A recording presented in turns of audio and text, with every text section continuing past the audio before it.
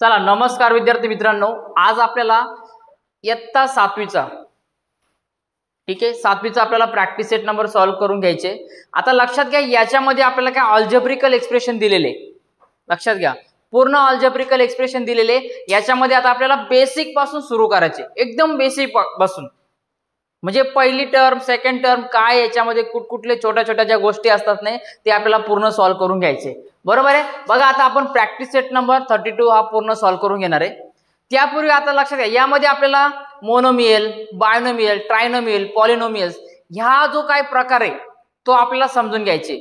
पण हा प्रकार समजून घेत असताना सगळ्यात महत्त्वाचा गोष्ट का याच्यामध्ये आपल्याला बघायचे का टर्म काय असते, एखादं फर्स्ट टर्म सेकंड टर्म काय असते ते, आणि त्याच्यामध्ये कुठले घटक असतात हे आपल्याला समजून घेणं गरजेचं आहे। ओके, चला आता डायरेक्टली सुरुवात करूया। बघा एक लक्षात घ्या, कुठलीही टर्म, कुठली पण एखादी टर्म जर तयार होत असेल तर त्यामध्ये तुमचा कोएफिशियंट असतो आणि त्यानंतर एखादा व्हेरिएबल असतो, किंवा एखाद वेळी तुमचा व्हेरिएबल नसेल कोएफिशियंट असू शकतो, बरोबर आहे। पण लक्षात घ्या याच्यामध्ये कोएफिशियंट किंवा व्हेरिएबल हा असतोच। ओके, बघा मग आता कोएफिशियंट म्हणजे काय आणि व्हेरिएबल म्हणजे काय आणि टर्म म्हणजे काय याचा आपल्याला पूर्ण डिटेल मध्ये थोडक्यात अभ्यास करून घ्यायचा आहे। बघा इकडे मी टर्म घेतो हा, ओके इकडे आता मी टर्म घेतोय। मग आता टर्म म्हणजे काय का एखादं पद, मराठीत पद म्हणतात, ओके एखादं टर्म।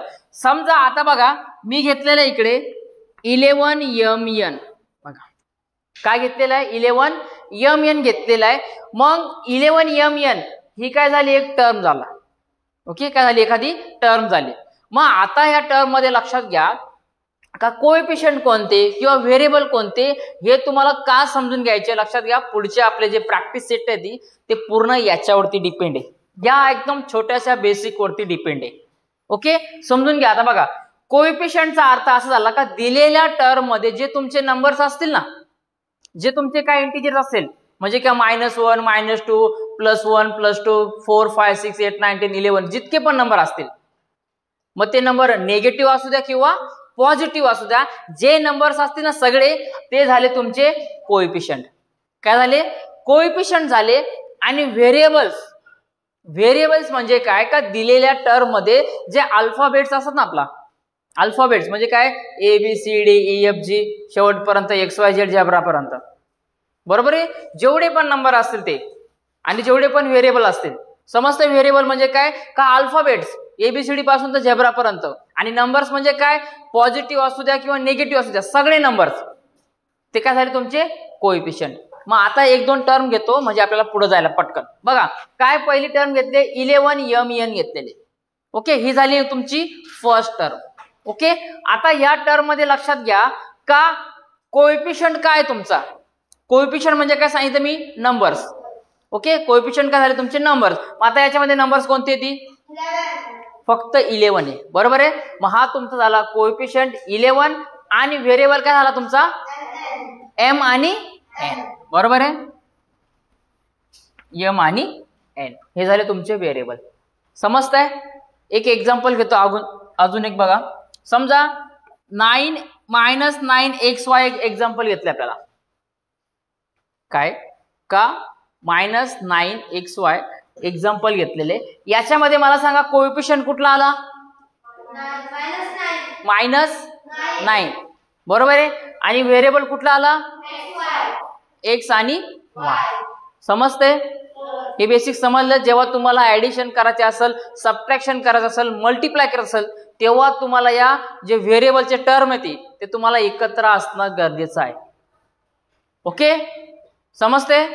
ओके आता आपल्याला बघायचे, बघा काय दिलं पहिला question, classify the following expression as a monomial, binomial, trinomial and polynomials. म्हणजे काय हे सगळे एक्झाम्पल आहे, टोटली 8 एक्झाम्पल आहे।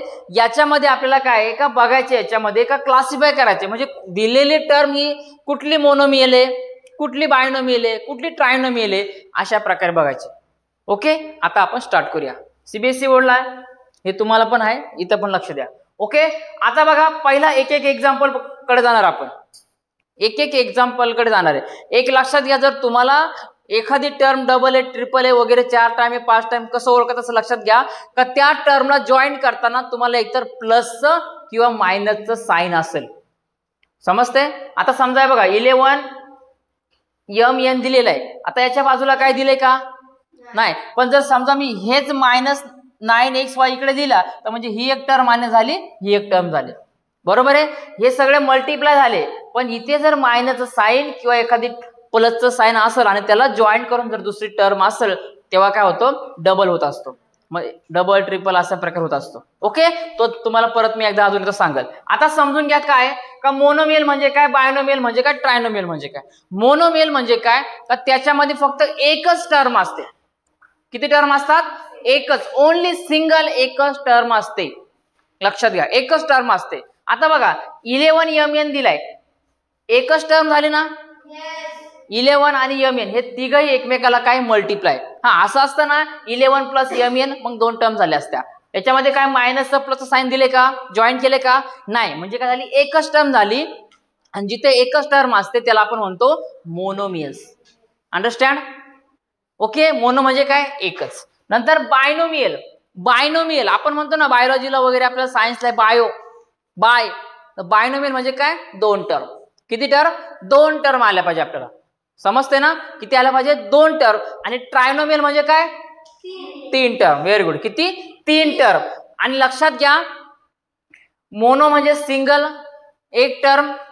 ओके, तुम्ही हवं तर आपण इथे ब्रॅकेटमध्ये मी लिहून घेतो का एक टर्म शॉर्ट मध्ये. हा बायनोमियल म्हणजे काय? 2 टर्म. ट्रायनोमियल म्हणजे किती टर्म? 3 टर्म. आणि पॉलिनोमियल्स हे ट्रायनोमियल पर्यंत समजलं का? ओके, आता पॉलिनोमियल्स म्हणजे काय का अशी टर्म असणारे किंवा असं इक्वेशन असणारे त्याच्यामध्ये का आपल्याला 3 पेक्षा जास्त टर्म असतील. किती असतील? 3 पेक्षा जास्त, मोर दॅन 3. 3 पेक्षा जास्त टर्म असतील. आता बघा इकडे 1 2 3 आला म्हणजे इकडे पॉलिनोमियल्स मध्ये म्हणजे 4 5 6 7 किती असतील? नसतील. पण किती असतील? 3 पेक्षा जास्त, मोर दॅन 3. 3 असतील का? नाही. 3 असतील तर मग झालं तो ट्रायनोमियल. पण 3 पेक्षा जास्त, मग 3च्या पुढे नंबर येतो 4 5 6 7 किती पर्यंत जाऊ द्या. जास्तीत जास्त तुम्हाला 4 5 6 पर्यंत येऊ शकतो. 5. समजते? ओके, मग आता दिलेले प्रत्येक एक्झाम्पल आपल्याला काय करायचं? या चार्ट मध्ये फिलअप करून घ्यायचे. ओके, बघा पहिला एक्झाम्पल दिलाय 7x. किती टर्म झाले याच्यामध्ये? 1 झाली. इथं मायनस प्लस काय दिले का, जॉईन केले का? मल्टिप्लाय असू द्या, नो प्रॉब्लेम. किती झाली? 1 टर्म झाली. मग 1 टर्म आपल्याला कशाला म्हणतो? मोनोमियल्स. कुठं म्हणतो आपण? मोनोमियल्स. मग आपलं पहिला आन्सर आहे इकडं 7x. बघा काय अडचण याच्यात? पुढचे बघा सेकंड दिलेले 5y - 7z. ओके, बघा किती टर्म याच्यामध्ये? Very good. किती आहे? 2. बघा 5y आणि 7z बरोबर आहे. एक टर्म झाली, सेकंड झाली. बघा इथं मायनसचं साइन दिलेलं आहे. खोपडीत नीट सेव्ह करा. दिले ना? तुम्हाला काय सांगितलं? मायनस आणि प्लसने एखादी टर्म जॉईंट होते मग त्याला म्हणतात मोर दॅन. ठीक आहे, म्हणजे अजून एक टर्म त्याला ऍड होते. मग ही एक टर्म आणि 2 टर्म. मग डबल टर्म कुठे असते? बायनोमियल. मग इकडे आपला आन्सर येणार काय येणार? ते 5y - 7z आला. पुढचा आता बघा 1 2 झाला. तिसरा बघा 3x³ - 5x² - 11. बघा एक टर्म झाली, मायनस आला, झाला जॉईंट. सेकंड टर्म वापस मायनस आला. तिसरी टर्म किती टर्म झाल्या? 3 टर्म झाल्या. मग 3 टर्म कशाला म्हणतात? कशाला म्हणतात? ट्रायनोमियल. मग जे काय तुमचा क्वेश्चन आहे तो या ग्रुपमध्ये लिहायचा 3x³ - 5x² - 11. समजतंय? ओके, नेक्स्ट बघा 4 नंबरचं एक्झाम्पल दिलंय 1 - 8a - 7a² - 7a³. किती टर्म झाल्या? 4. इकडे एक 1 आला, मायनस घेतला, जॉईन केला. ओके, नंतर 8a 2 वापस मायनस आला 3e. ही 3 टर्म आहे. तिसरी वापस मायनस 4. किती झाल्या? 4. आणि मोर दॅन 3 जर टर्म असेल त्याला आपण काय म्हणतो? पॉलिनोमियल्स. काय म्हणतो आपण याला? पॉलिनोमियल्स. मग दिलेलं काय एक्झाम्पल येते? 1 - 8a - 7a² -7a क्यूब. समजते? बोला काय डाऊट ह्याच्यात? ओके, पुढचं आता एक्झाम्पल बघू. 4 झाले ना. 5वं बघा काय दिले, 5m-3. किती टर्म झाल्या याच्यात? किती झाल्या? 2 टर्म झाल्या. मग 2 टर्म कुठे येतात तर बायनोमियल्स मध्ये येतात.